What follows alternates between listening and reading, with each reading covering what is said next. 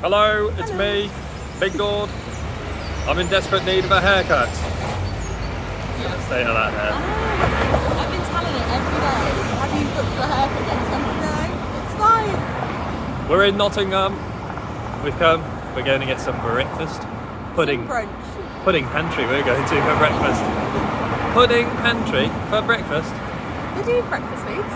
We do brunch. We'll see. Got a 20-minute walk. Let's have a look. Let's go.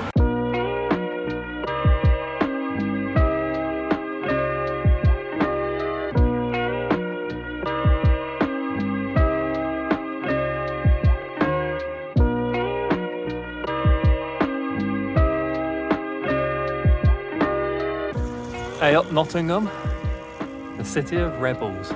That's how I should have started the video, that. Hey up Nottingham. I have to do a take 2 of that. Hey up Nottingham.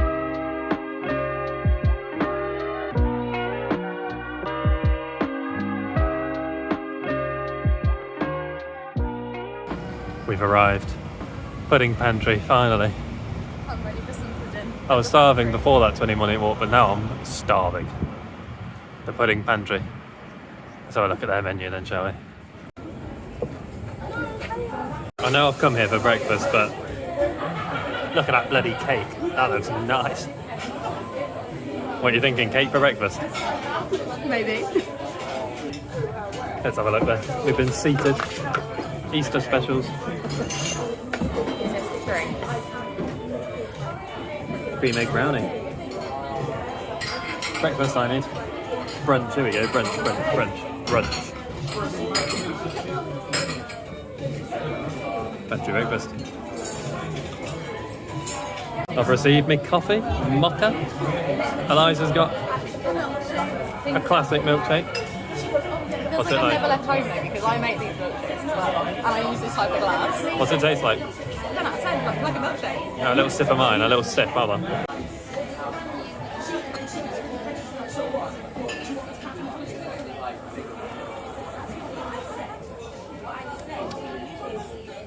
That's nice. A good frothy mocha, that is. I'm so happy. For once, it's me saying that Eliza's looks better than mine, and I should have gone for that. Because it is. That looks stonking. Yeah. Anyway, I'm going to scan mine. I'll give you the BigGord review once it finishes. Well, that was delicious. The only problem is, we've ended up with a very dodgy table. So my coffee's gone everywhere. Well, look at that. Shaking it, Eliza's still eating. Not good. That's the only problem. Other than that, it's a nice out of nice. Waiting for the bill. And I'm trying on Eliza's sunglasses, but I said that they might come over if I put mine. They look a bit like they're caving forward though. I'm ready for the bill, please. What do you think? Would you get my bill if I look like this? Are you asking me or are you asking the viewers? I'm asking everyone. You also, because you're literally here. I don't know. Would you come and get my bill? Probably not. I'd be like, are you alright over there? How about now? Oh. Don't break us. We've decided, the tram's making a lot of noise. We've decided we're going to look at some caves. Yeah. Inland city caves. I don't know how there's caves on an inland city. Well, apparently they're underneath the city, so we're about to find out. We're going to find out. Come with us. Let's have a look how the caves exist in the middle of the land. Is this the caves? I don't think so. I think it's a skate park. No caves have been discovered down there.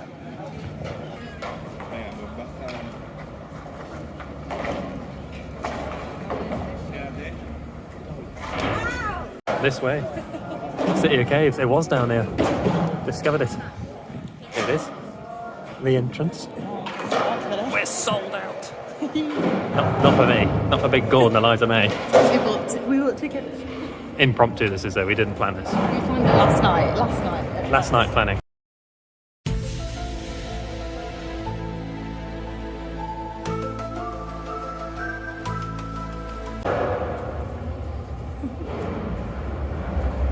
Your journey begins this way. It said more than 800 caves are known to be under Nottingham.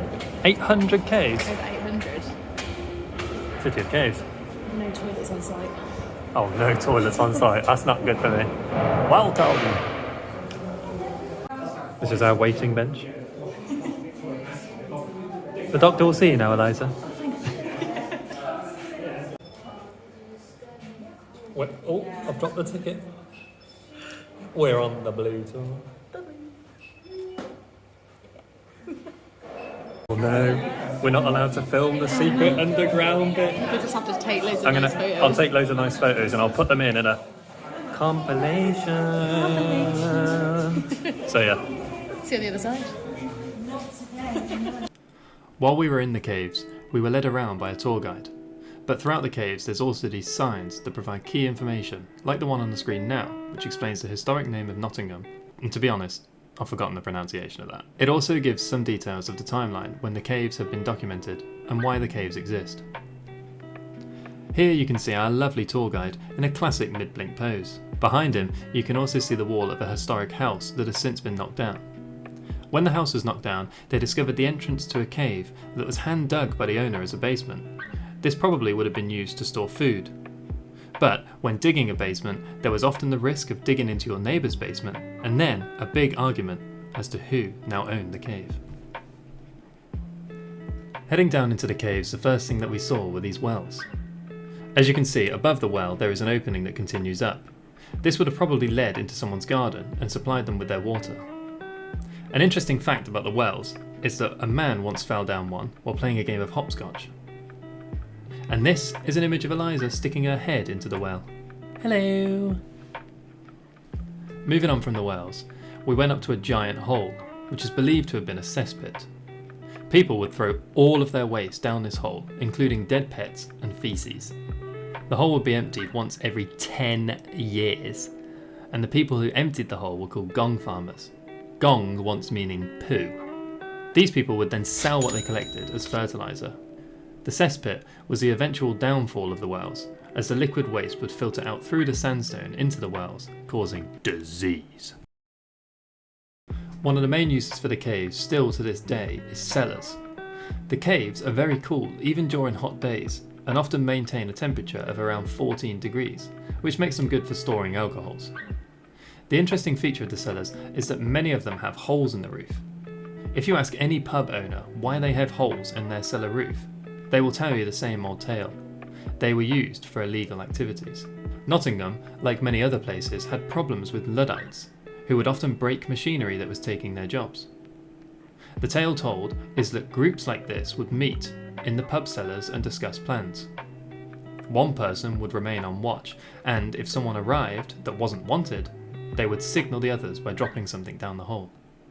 The only problem with this tale is there's a lot of cellars in Nottingham, so that's a lot of illegal activity if that's true. Historically, it wasn't just pubs that used rooms like this in the caves, but also other institutions such as banks during the war. That door that you can see there in the background is actually a vault built by a bank to protect documents in case of bombing. So moving on from the cellar, we entered into a tannery. This is the only underground tannery known in Britain. And if you fancy being a leather tanner in a dark, dingy underground cave, you're in luck. The first room in the tannery shows a large support beam built in the centre. This was built in response to caves collapsing on people. The circular cutouts in the floor at the bottom of this image were made to hold barrels full of skins. The skins would have been covered in all sorts of tat like hair and fat. This would need to be removed before it could be used for anything. This was done by soaking the skins in quicklime. This process makes the leather very tough, and it would need to be softened before the next stage of tanning. So the tannery was too small, and they had to extend it into a separate room. So this is room 2 here of the tannery. As you can see, there's a bunch of holes in the floor, some with sticks lying across the top. These holes are in fact vats used for tanning the leather, and the leather would be dried by hanging over the sticks above. After some time, they would place the leather into layers of wood and leather, creating a sort of leather lasagna that people would then jump on. To be fair, there was a lot of information in these rooms, and I've got a diabolical memory, so I've forgotten a lot of it. But if you want to know more about it, then definitely check out the tour in Nottingham. An interesting fact that I did remember is that the leather made in these tanneries actually takes 1 year and 6 months to produce, but it produces very, very good leather.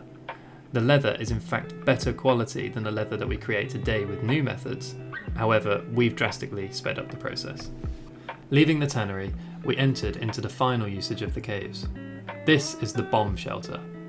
Nottingham mainly produced fabrics during the war, and so was not bombed very much in comparison to other cities. However, they did have one ammunition factory. Once this was discovered, it resulted in them being targeted for a bombing. As a precaution, they had tried to trick the bombers into hitting the wrong targets. They had placed lights outside the central city to act as if they were the lights of the city. But this was seen through, and firebombs were instead dropped first to ignite the city. From there, they dropped explosives, using anything on fire as a target. After this bombing, Nottingham had one of the lowest death tolls due to the use of caves as bomb shelters.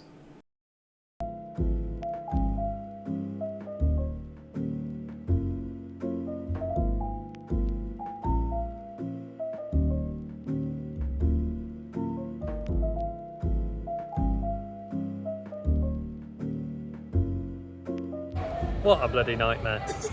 The whole video concept of the day gone like that. He said no recording inside the caves. You said you could take photos? I took photos. So I've taken a load of photos and hopefully you'll have just seen a little description of what was going on.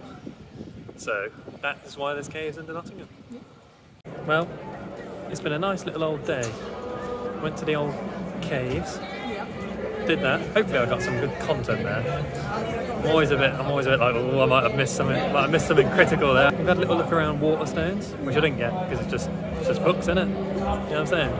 But now we're gonna get ourselves a nice little special donut. Scran the donut. Drive in. Yep, an hour drive. Here we are. Donut arrival. There it is. Special donuts these are going to be. Oh. Standard donut £3, premium donut £4. Yeah. It's got to be a premium one, hasn't it? Oh, let's find it. Spring has sprung. Limited edition. Cool. Oh, that one looks nice there. I'm seeing a Lotus Biscoff one on the wall. Dun dun.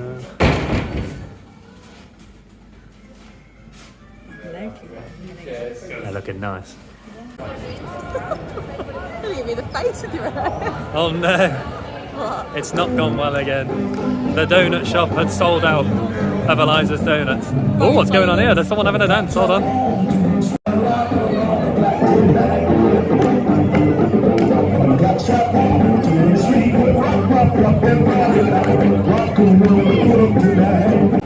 Dance interlude over.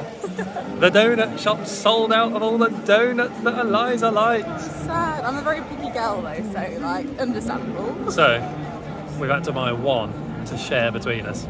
The only red velvet they had left. So it's nice. It's like vanilla and red velvet. So I've said I'll share it. Cut it in half. Even though I paid for it. Half each. So I'm sharing it. We're back home. Yeah. I'm in the UD. We're trying the donut. It's time. It's time for the donut. Right. I don't know how I'm going to get this out. I might actually rip it open. I was going to like chop it with scissors, but never mind. Go on then. So otherwise I think it'll go everywhere. Then you Yeah. can see the grand reveal. Oh, it's red velvet Red velvet. with vanilla. Right, onto the plate then. Knife out. Come on. Scared. Knives out the film. Oh no. I don't want it to go anywhere. Oh no. The bag's got a grip on it. I should have done this part. There we go. There you go. Perfect. Not a single crumb. I don't know. Not a single crumb. Look at that. Oh. Well, that was a good slide. See? I'll give you that. What Was a good am I doing? slide. Right, knives out. Where's the knives out? Oh. Knives out. I'm going for it. Put it together. Wait, no, don't do it that way. Do it like that way so it feels like you got more. Oh yeah. Here we go. There you go. Oh, that was a good slice that was. Oh, that looks nice. What do you think? Get low That angle. one's mine. Get the side angle. That one's mine. Yeah, you can have that side. I don't mind, but get the low angle. Oh, look at that. It's a good shot of that one. 10 out of 10. We've become a food review channel now. For a munch. Food review!